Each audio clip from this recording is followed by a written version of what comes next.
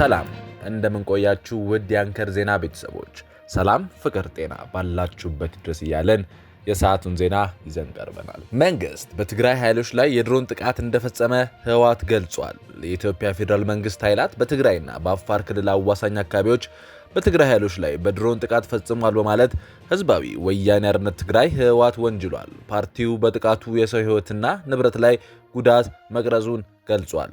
የህወሓቱ ሊቀመንበር ዶክተር ደብረጽዮን ገብረ ሚካኤል ለተባበሩት መንግስታት ድርጅት ዋና ጸሐፊ አንቶኒዮ ጉተሬዝ በላኩት ደብዳቤ ጥቃቱ የተፈጸመው ጥቅምት 28 ቀን 2018 ጣጥቢያ 9:30 ሰዓት ገደማ እንደሆነ ገልጸዋል። ስለ ጥቃቱ ሆነ ውንጀላው ከኢትዮጵያ መንግስት በኩል የተሰጠ መግለጫ የለም።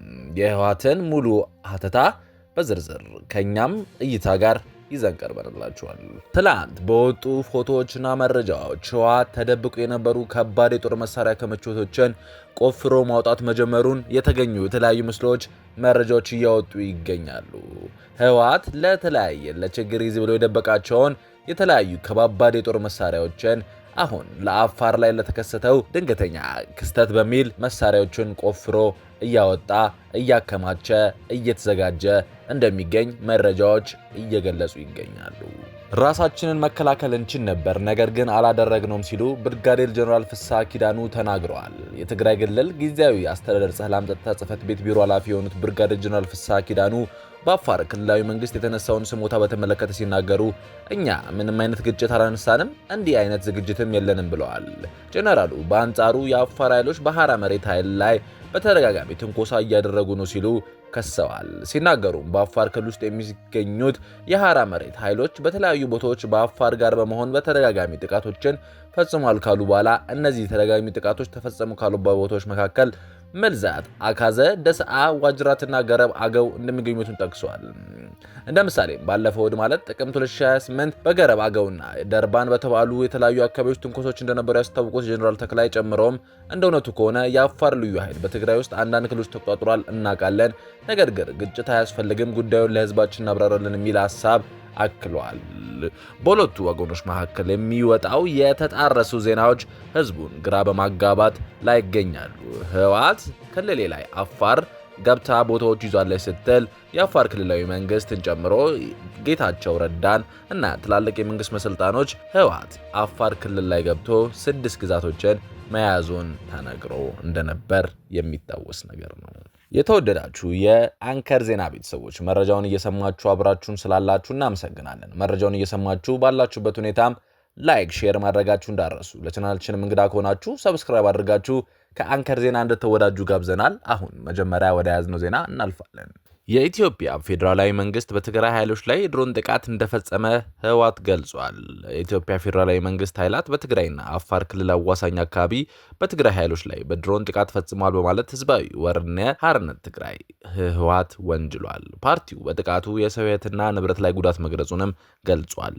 የህወሓት ሊቀመንበር የሆኑት ዶክተር ደብረጽዮን ገብረ ሚካኤል ለተባበሩት መንግስታት ድርጅት ኃላፊ አንቶኒዮ ጉተሬዝ በጻፉት ደብዳቤ ግን ጥቃቱ የተፈጸመው ጥቅምት 28 ቀን 2018 አጥቢያ ከሌሊቱ 9:30 ከተማ ገደማ እንደሆነ ገልጿል። የኢትዮጵያ ፌዴራል መንግስት ኃይላት በትግራይና አፋር ክልል አዋሳኝ አካባቢዎች በትግራይ ኃይሎች ላይ በድሮን ጥቃት ፈጽመዋል፣ ይህም ከፕሪቶሪያን ስምምነት የጣሰ ነው ሲሉ ወንጅለዋል። ስለ ጥቃቱ ሆነ ስለ ወንጀላው ከኢትዮጵያ መንግስት በኩል የተሰጠ መግለጫ የለም።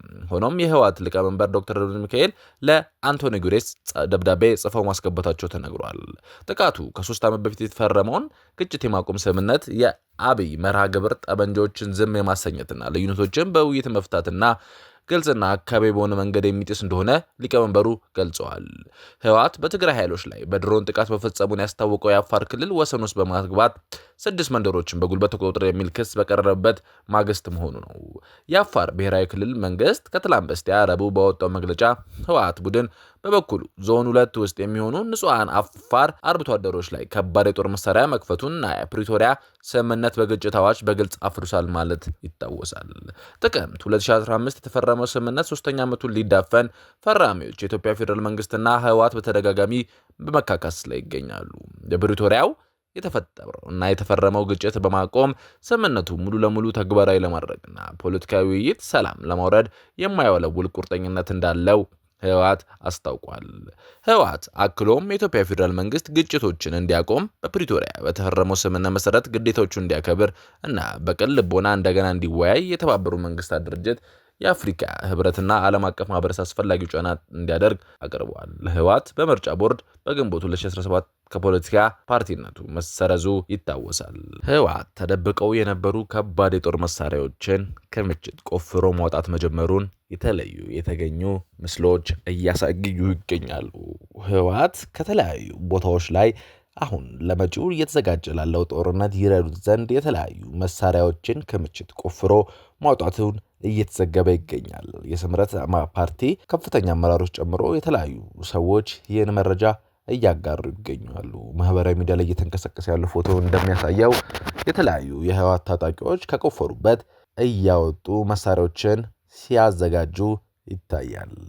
ይህ በእንዲህ እንዳለ በአፋር ክልል በተከሰተው ግጭት ነዋሪዎች መኖሪያ ቀያቸውን ለቀው ጫካ ከገቡ ዛሬ አራተኛ ቀናቸውን እንደያዙ ይነገራል። ጥቅምት 26 ዓ.ም ከምሽቱ 1 ሰዓት አካባቢ ራሱን የትግራይ መከላከያ ኃይል TDF ብሎ የሚጠራው ታጣቂ ቡድን በአፋር መጋሌ ወርዶ ቶንሳ ቀበሌ ጥቃት መፈጸሙን ተከትሎ እስካሁን ከ2000 በላይ ሰዎች አካባቢውን ቀያቸውን ነዋሪዎቹ ለቀው ወደ ጫካ ከገቡ ዛሬ አራተኛ ቀናቸውን ይዘዋል።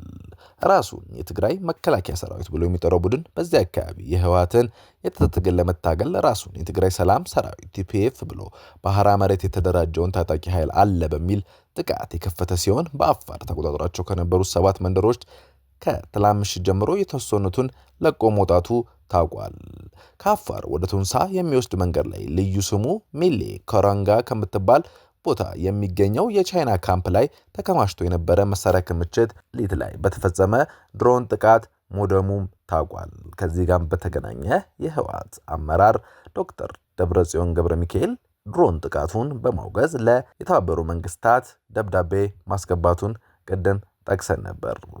ሆኖም በኢትዮጵያ መንግስት በኩል ይህን ጥቃት በተመለከተ ይፋዊ መከላከያ አልቀረበም። ሆኖም ግን የተለያዩ የድሮን እና የተለያዩ ቴክኖሎጂ የሆኑ መሳሪያዎች በመቀሌ ድሮ አካባቢ እያንዣበቡ እንደሚገኙ የተለያዩ የውስጥ ምንጮቻችን ገልጸውልናል። የተወደዳችሁ ተመልካቾቻችን ለሰዓቱ የያዝናቸው ዜናዎች እኚህን ይመስላሉ።